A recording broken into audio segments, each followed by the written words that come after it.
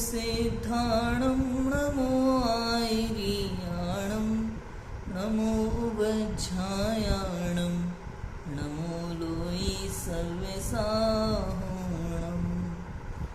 भक्तामर प्रणतमूलिमणिप्रभाणा मुद्योतकं दलितपापतमोवितानं सम्यक् प्रणम्य जिनपादयुगं युगादा वालम्बनं भवजलीपतितां जनानाम्। आचार्य मानतुंग स्वामी द्वारा विरचित यह भक्तामर स्तोत्र है, जिसमें हमने पहले और दूसरे श्लोक के बारे में जाना था। तीसरे श्लोक से लेकर के 6वें श्लोक तक इन 4 श्लोकों में आचार्य देव अपनी लघुता व्यक्त करते हैं कि मैं अल्पज्ञ हूँ, बुद्धिहीन हूँ। आपकी स्तुति तो बड़े बड़े देव और इंद्र भी करने में असमर्थ हैं, वो भी आपके गुणगान गाने में असमर्थ हैं। ऐसे अनंत गुण आपके अंदर विराजमान हैं। मैं तो बहुत ही छोटा हूँ, मैं फिर भी आपकी स्तुति करने के लिए तत्पर हुआ हूँ, स्तुति करने की चेष्टा करता हूँ। ऐसी बात यहाँ आचार्य देव कहने वाले हैं। देखो पढ़ते हैं। तीसरा श्लोक है, बहुत आराम से पढ़ेंगे, शांति से। बुद्ध्या विनापि विबुधार्चित पादपीठ स्तोतुं समुद्यत मतिर्विगतत्रपोऽहम्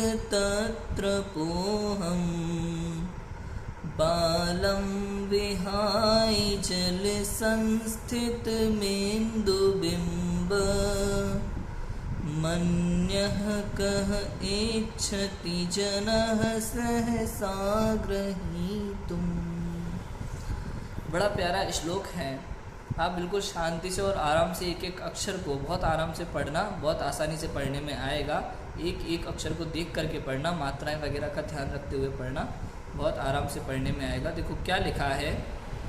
बुद्ध्या, बुद्ध्या हम जानते हैं, बुद्ध्या अर्थात बुद्धि, विनापी, तो बुद्ध्या विनापी का अर्थ होता है कि बुद्धिहीन होने पर भी।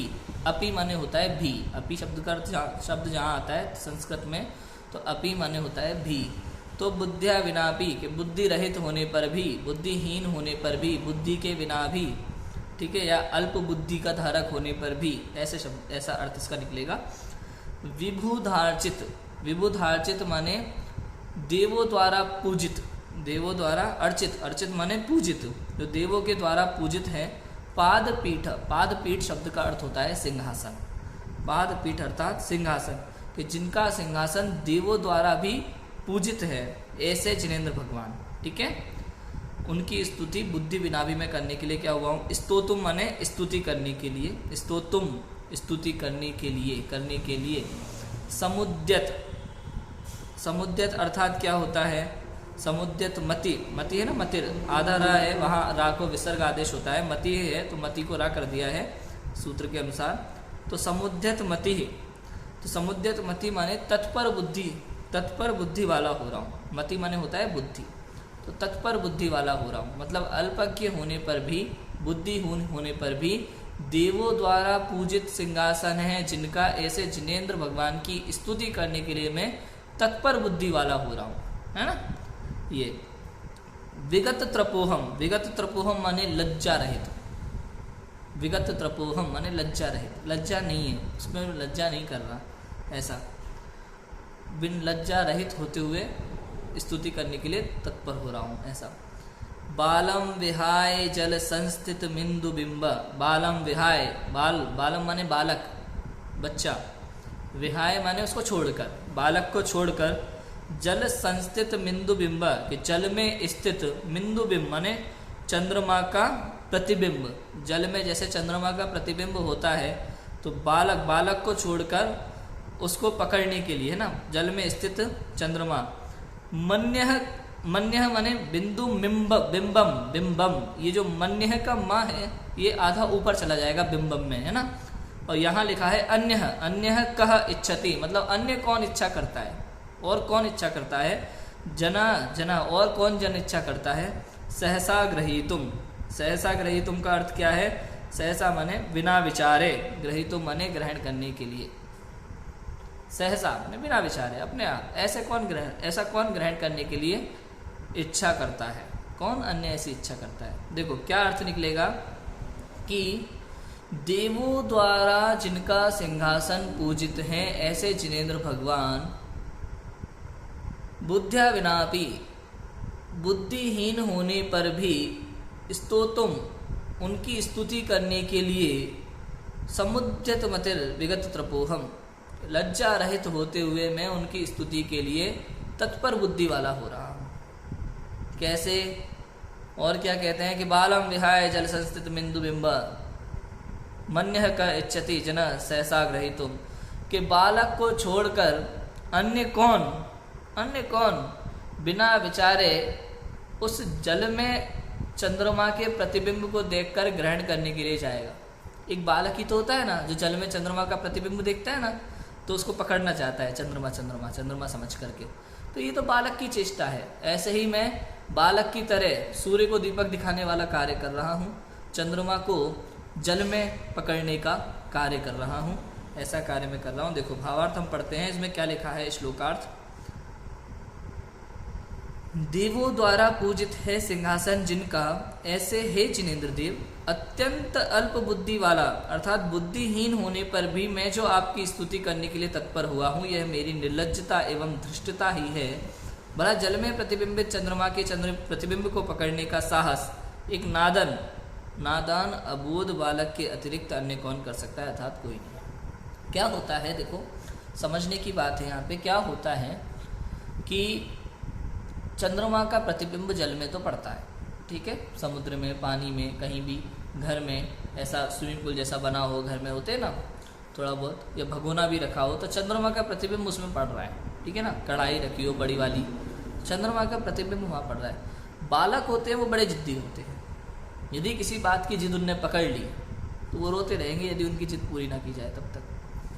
तो वो बालक बार बार कहता है मुझे चंद्रमा पकड़ना है, मुझे वो चंद्रमा पकड़ना है। तो बालक की माँ क्या करती है, एक कढ़ाई जैसा पानी भर करके, बड़ा सा कुछ टब वगैरह रख करके, उसमें चंद्रमा का प्रतिबिंब पड़ता है, उसको दिखाती है, ले बेटा ये रहा चंद्रमा, इसको पकड़ ले।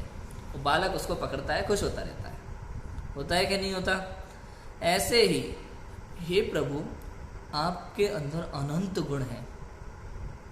गुण हैं जिनको कहने के लिए करोड़ों जीव भी समर्थ नहीं है। देव और इंद्र द्वारा आपका सिंहासन पूजित है, वो लोग आपकी स्तुति करते हैं महान महान स्तोत्रों के द्वारा, किंतु देव और इंद्र भी आपका गुणगान गाने में वास्तव में असमर्थ हैं। और मैं तो अल्प बुद्धि का धारक हूँ, मतिहीन हूँ, बुद्धि विहीन हूँ मैं, फिर भी मैं आपकी स्तुति करने के लिए तत्पर हुआ हूँ। मेरी बुद्धि आपकी स्तुति करने के लिए तत्पर हो रही है। जैसे एक बालक चंद्रमा को पकड़ने के लिए जल में पड़े हुए चंद्रमा के प्रतिबिंब को पकड़कर प्रसन्न होता है, ऐसे ही नादान बालक की तरह मैं अबोध होते हुए भी आपकी स्तुति करने के लिए तत्पर हुआ हूँ। हे प्रभु, इस प्रकार से मैं आपकी स्तुति करता हूँ। इस तरह से तीसरे श्लोक में उन्होंने चंद्रमा का उदाहरण देकर के भगवान आदिनाथ के सामने अपनी अल्पज्ञता सिद्ध की है। बालक की तरह मैं चेष्टा कर रहा हूँ स्तुति करते हुए, जैसे बालक चंद्रमा को पकड़ने की चेष्टा करता है वैसे ही मैं यहाँ चेष्टा कर रहा हूँ। ये बात आचार्य देव ने तीसरे श्लोक में कही है। आगे चौथे श्लोक में भी इस तरह की बात आएगी, जिसकी बात अपन कल करेंगे। तीसरा श्लोक बहुत ही ईजी है, आप सभी को समझ में आ गया होगा। कितना सिंपल है कि हे जिनेंद्र, आपके अंदर अनंत गुण हैं, अनंत गुण आप में विराजमान हैं। उन अनंत गुणों को कहना आसान नहीं है। अनंत मतलब उसे कहा ही नहीं जा सकता। देव और इंद्र भी आपकी स्तुति करने में वास्तव में समर्थ नहीं है, उनके द्वारा आपका सिंहासन पूज्य है। और मैं तो बुद्धिहीन हूँ, अल्प ज्ञानी हूँ, किंतु फिर भी भक्ति का भाव मेरे अंदर इतना उमड़ रहा है कि मैं अपने आप को रोक नहीं पा रहा और मैं आपकी स्तुति करने के लिए तत्पर हुआ। जैसे एक बालक चंद्रमा को पकड़ने के लिए जल में पड़े हुए प्रतिबिंब को पकड़ करके खुश होता है, ऐसे ही मैं अल्प बुद्धि होते हुए भी जानता हूँ कि मैं आपकी स्तुति करने में, आपका गुणगान गाने में समर्थ नहीं हूँ, किंतु फिर भी मैं आपकी स्तुति करने के लिए तत्पर हुआ हूँ। ऐसी बात यहाँ आचार्य देव ने कही है 3रे श्लोक में। 4थे श्लोक में भी इस तरह की बात आएगी लघुताभिव्यक्ति की, तो हम उसकी चर्चा कल करेंगे। अभी की बात को ओम नमः सिद्धेभ्यो।